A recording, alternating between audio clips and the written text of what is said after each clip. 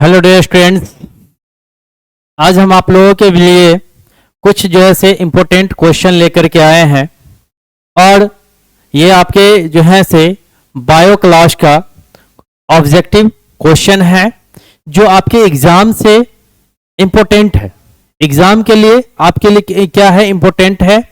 इस क्वेश्चन पे आप विशेष ध्यान दीजिएगा। इसी तरीके से आपका जो है से क्लास करवाया जाएगा और जो भी क्वेश्चन होंगे एग्जाम के रूल से, तो एग्जाम के रूल से ही जो है से आपका क्वेश्चन यहाँ पे इंपॉर्टेंट सारे क्वेश्चन जो है से आपको बताया जाएगा और सारे सॉल्व कराया जाएगा, जिसको आप लोग क्रैश कोर्स के नाम से जानते हैं। ठीक है, तो वही जो है से आपका यहाँ पे करवाया जाएगा। इसमें जितने भी आपके क्वेश्चन पूछे जाएंगे वो सारे एग्जाम से रिलेटिव ही क्वेश्चन यहाँ पे बताए जाएंगे। इसलिए आप लोग को मेरी तरफ से निवेदन यह है कि इसको आप लोग सही से क्या करें, इस बैच का प्रयोग करें और इस बैच को आप लोग सही से देखें। इसमें जो भी क्लास का है, जैसे कि आपका बायो हो गया, मैथ हो गया, फिजिक्स हो गया, केमिस्ट्री हो गया, इन सभी जो है क्लासों में जो है आपका इंपॉर्टेंट जो है क्रैश कोर्स करवाया जाएगा। इंपॉर्टेंट क्वेश्चन रहेगा इस क्रैश कोर्स के अंतर्गत, जो आपसे आपके जो डायरेक्ट एग्जाम में जो पूछे जाते हैं उसी से रिलेटिव रहेंगे। बस आप लोग को बस थोड़ा क्या करना है, ध्यान से देखना है और समझना है। यहीं पे आपको इस तरीके से पढ़ाया जाएगा ताकि आपका क्वेश्चन यहीं पे आधा याद हो जाएगा, है ना। और थोड़ा आप लोग क्या कर ले, थोड़ा मेहनत कर लीजिएगा तो जरूर है कि आप लोग को नंबर अच्छा आएंगे। चलिए हम लोग क्लास की ओर देखिए। क्वेश्चन पहला नंबर आपका कहा जा रहा है क्या कि नर तथा मादा युग्मक के युग्मन को कहते हैं। कहा रहा है क्या कि नर तथा मादा युग्मक के युग्मन को कहते हैं।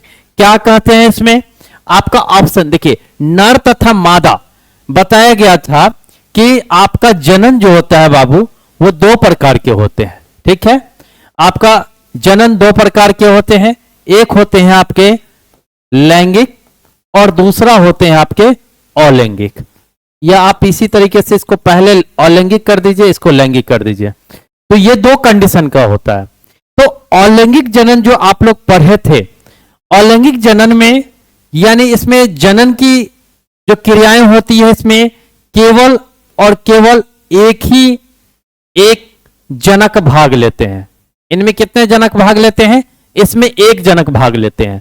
लेकिन लैंगिक जनन में जो होते हैं इनमें दो जनक भाग लेते हैं। और दो जनक कौन होते हैं, एक होते हैं नर और एक होते हैं मादा। तो आपको यहां पे आंसर स्पष्ट आपको आ गया होगा कि इसका आंसर क्या होगा, है ना। आपको पता चल गया होगा कि यहां पे इसका आंसर क्या होगा। तो नर तथा मादा युग्मक के युग्मन को क्या कहते हैं, लैंगिक जनन कहते हैं। क्लियर है। चलिए अगला क्वेश्चन कहा जा रहा है क्या, एकल जनक द्वारा उत्पन्न संतति की विधि कौन है। एकल जनक द्वारा उत्पन्न संतति की विधि कौन है। तो एकल जनक जो होते हैं वो एकल जनक आपका मालूम है, आप बताए थे कि एकल जनक किस में होते हैं, अलैंगिक में होते हैं। इसमें होते हैं अलैंगिक होते हैं, क्योंकि इनमें जनक जो होते हैं एक ही जनक क्या करते हैं, भाग लेते हैं। एक ही जनक क्या करते हैं, भाग लेते हैं। इसलिए आंसर आपका कितना नंबर जाएगा, 4 नंबर। आगे क्वेश्चन कहता है कि एक तोते की जीवन अवधि कितनी होती है। एक तोते की जीवन अवधि कितनी होती है। ऑप्शन में दिया गया है 140, 90 वर्ष, 60 वर्ष, 15 वर्ष। आप लोग जरूर जो है बायो का क्लास आप लोग एक बार देख लें, उनमें जो है आपका सारा जो है बताया गया, क्वेश्चन यानी आंसर करके भी बताया गया है। तो इसमें जीवन अवधि से रिलेटिव जो है जितने भी जीव हैं उन सभी जीवों का जीवन अवधि भी बताया गया है। नहीं तो हम आप लोग को एक अलग से चार्ट बना करके जीवन अवधि का विशेष रूप से जो जितने भी जीव हैं उनकी जीवन अवधि कितनी है उनका, क्योंकि हो सकता है कि इसमें हम आपको तोता पर बताए हैं, आपको मनुष्य का पूछ दे, बरगद का पूछ दे, या बांस के पेड़, किसी भी चीज का पूछ दे, है ना। तो इसलिए जो है इससे जीवन अवधि से रिलेटिव 10 क्वेश्चन आप जरूर याद कर लें, ताकि किन्हीं का भी जो हो, नहीं तो हम इंपोर्टेंट करके आप लोग को क्या कर देंगे, बता देंगे। तो इसमें आपका कहता है कि तोता का जीवन अवधि जो होता है बाबू, वो आपका 140 वर्ष होता है। कितना होता है? 140 वर्ष होता है। नेक्स्ट क्वेश्चन कहा जा रहा है क्या कि धान के युग्मक में गुणसूत्रों की संख्या क्या होती है? क्या कितनी होती है गुणसूत्रों की संख्या धान की खेती में? अब देखिए ना, धान के युग्मक है, युग्मक जानते हैं ना, जो यानी गुणसूत्र जो होते हैं, जैसे कि मनुष्य के गुणसूत्र होते हैं, मनुष्य में कितने होते हैं? टोटल 46 होते हैं। पेयर जो होते हैं उनके वो 23 पेयर करके होते हैं ना, 23 पेयर करके होते हैं। और अगर इनको अगर टोटल कुल बोला जाए तो 46 होते हैं। तो उसी तरीके से धान है, धान के पौधे होते हैं, उनके युग्मक में गुणसूत्रों की संख्या पूछा जा रहा है। तो इनमें कितने होंगे? 12 होंगे। कितने होंगे? 12। नेक्स्ट क्वेश्चन आपसे कहा जा रहा है क्या कि मक्का के युग्मक में गुणसूत्रों की संख्या कितनी होती है? तो मक्का के युग्मक में कितने कितने दिए गए हैं? आपका 20 दिया गया है, 40 दिया गया है, 30 दिया है, 24 दिया है। तो इसका आंसर कितना होगा? 20 होगा। कोशिश करेंगे हम आप लोग को ये गुणसूत्र और जीवन अवधि जितने भी हैं, इन सब से रिलेटिव जो है से आपको एक अलग जो है से चार्ट बना करके ये दोनों का स्पेशल वीडियो हम आप लोग को दे दें, जो इंपॉर्टेंट हो उसी का। क्योंकि बुक अगर बात करें तो बुक में आप कितना याद कीजिए, बहुत सारे जीव हैं, लेकिन इंपॉर्टेंट के मायने से हम आपको क्या कर सकते हैं, बता देंगे। क्लियर है? नेक्स्ट क्वेश्चन आपका कहा जा रहा है क्या कि मनुष्य के युग्मक में गुणसूत्रों की संख्या कितनी होती है? तो मनुष्य के युग्मक में गुणसूत्रों की संख्या, अब देखिए ध्यान से, इसमें आपका क्या कहता है, गुणसूत्रों की संख्या पूछ रहा है, 46 है, 44 है, 21 है, 23 है। अब देखिए ना, इसमें आंसर आपका जाएगा कौन? अगर पूछता कि मनुष्य के युग्मक में कुल गुणसूत्रों की संख्या कितनी होती, अगर कुल पूछता तो आपका आंसर 1 जाता, 46 हो जाता। लेकिन सीधे गुणसूत्रों की संख्या पूछा गया है, इसलिए क्या गया जाएगा, इसका 23 हो जाएगा। पेयर में आपको पूछा जा रहा है। किस में पूछा जा रहा है? पेयर में। अगर टोटली कहता तो कुल वहां पे लिखा रहता, नहीं। यही कंफ्यूजन है, इस पर थोड़ा विशेष ध्यान दीजिएगा, क्योंकि एक तरफ 46 और 23 है, तो कुल में पूछा जाता है तो 46, पेयर में पूछा जाएगा तो 23, है ना।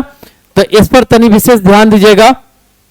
नेक्स्ट क्वेश्चन आपको कहा जा रहा है कि इनमें कौन अंडपरजक जो है से अंडपरजक प्राणी है? अंडपरजक का कहने का मतलब है अंडा देने वाली प्राणी।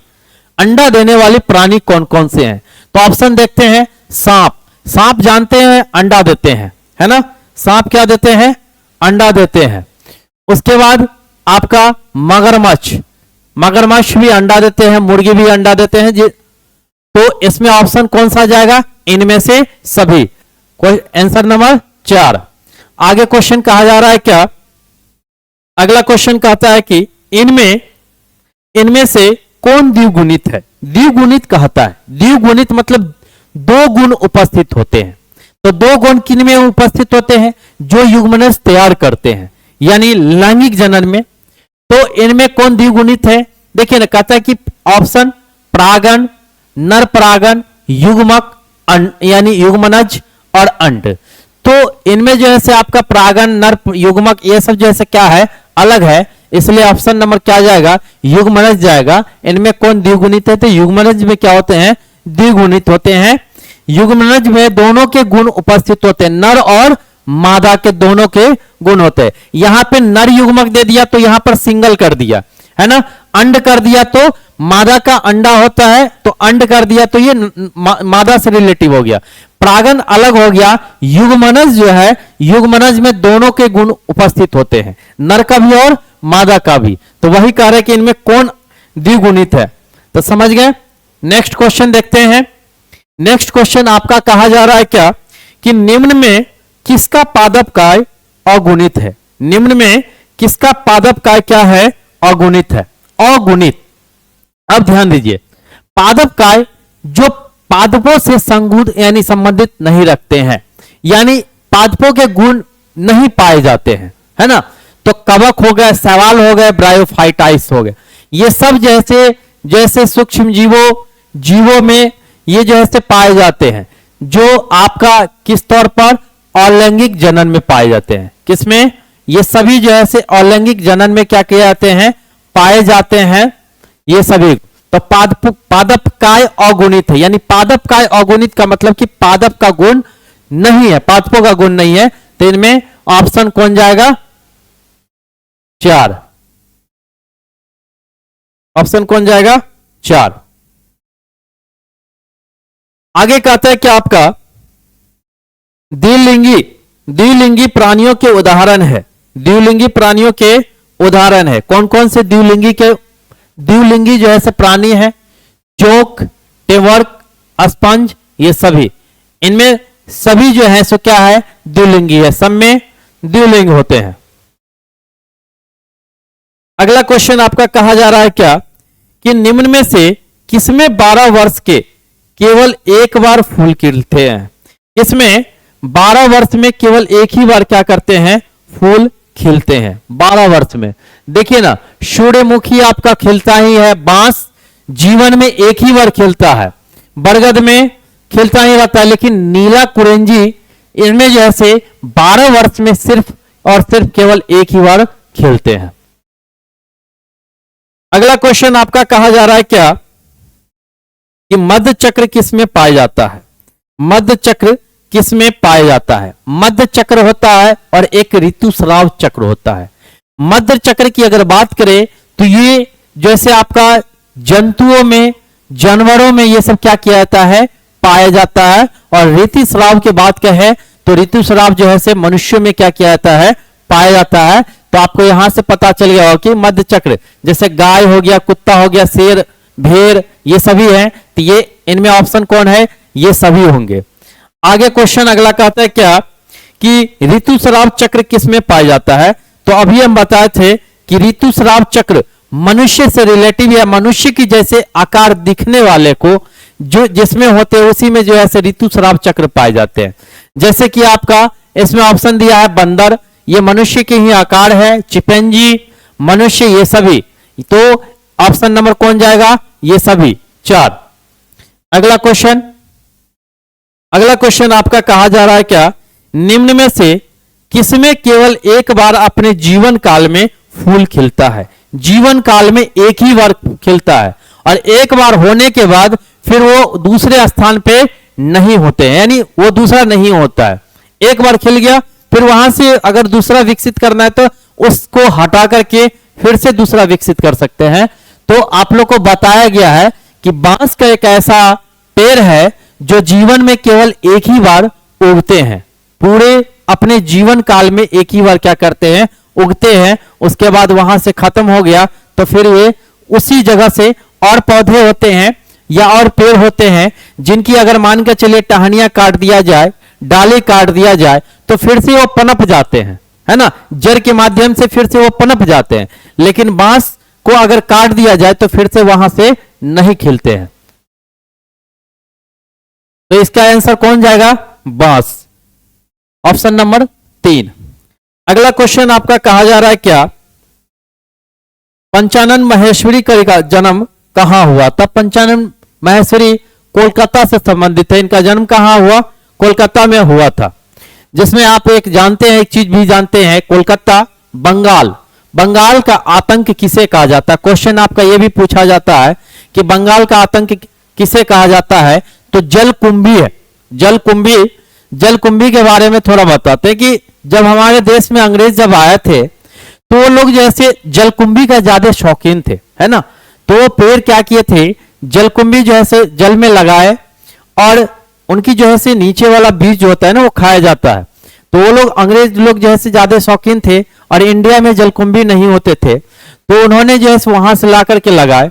और बंगाल में एक नदी में इतना ज्यादा जलकुंभी हो गया था कि पानी वहां जैसे होना बहुत कम हो गया, क्योंकि जहां पे वो लगता है तो पानी का रिसाव कम कर देता है, यानी पानी की बहाव कम हो जाती है ना, पानी की जैसे मात्रा कम हो जाती है। तो वहां पे पूरा उस नदी में, तालाब में जो है आपका पूरा ही जलकुंभी हो गई थी, पानी की जो है दिक्कतें होने लगी थी। तो ये भी एक आतंक जो है कहा गया है।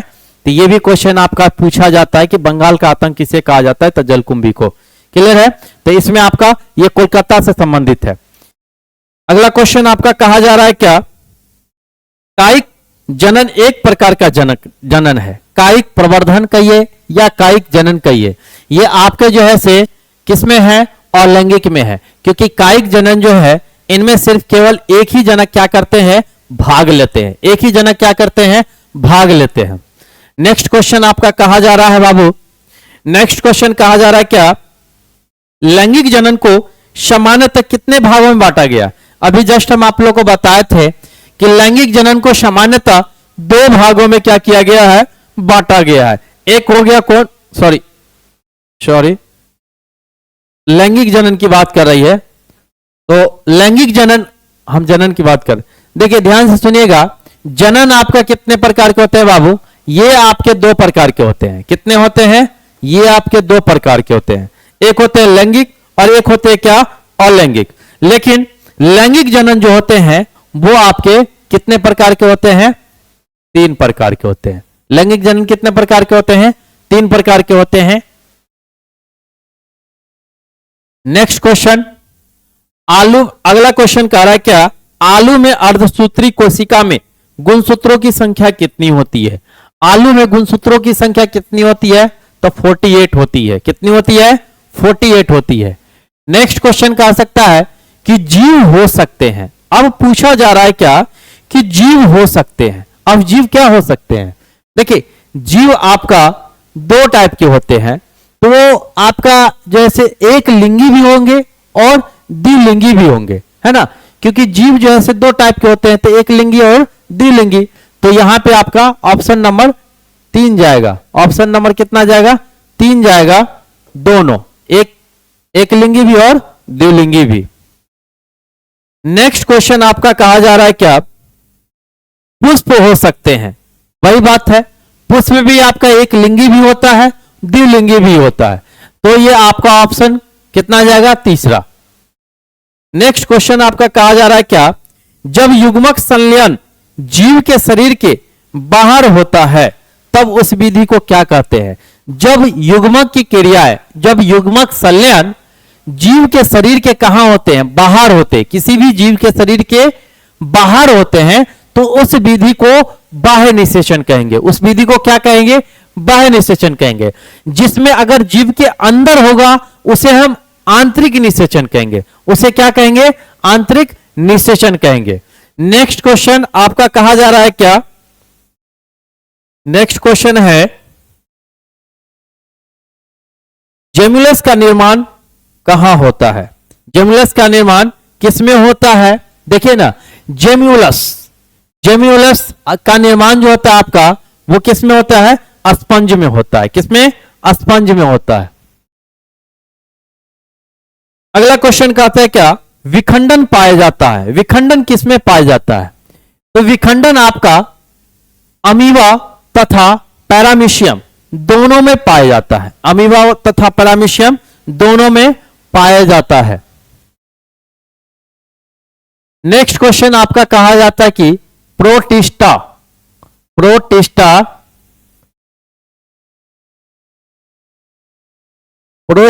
तथा मोनेरा में किस प्रकार का जनन होता है। किस प्रकार का जनन होता है, तो प्रोटिस्टा तथा मोनेरा में जो है आपका कोशिका विभाजन, कोशिका जो विभाजन होती है ना, कोशिका विभाजन आपका दो का, एक केंद्रक, कोशिका केंद्रक और एक कोशिका द्रव, ये दोनों टाइप से जो है आपका क्या होता है, विभाजन होता है। और इसी दोनों से जो है आपका प्रोटिस्टा तथा मोनेरा में होता है। ठीक है, तो कह रहा है कि प्रोटिस्टा तथा मोनेरा में किस प्रकार का जनन होता है। किस प्रकार का जनन होता है, तो कोशिका विभाजन द्वारा होता है।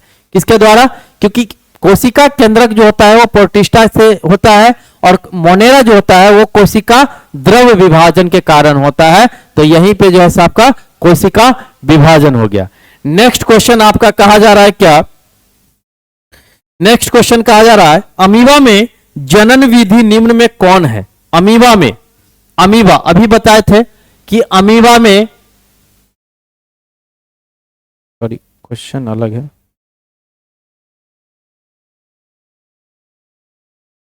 सॉरी क्वेश्चन आपका कह रहा है क्या, बंगाल का आतंक किसे कहा जाता है? तो थोड़ा देर पहले बताए थे वाटर हाइसिट। वाटर हाइसिट का हिंदी होता है, क्या होता है? जलकुंभी। ठीक है,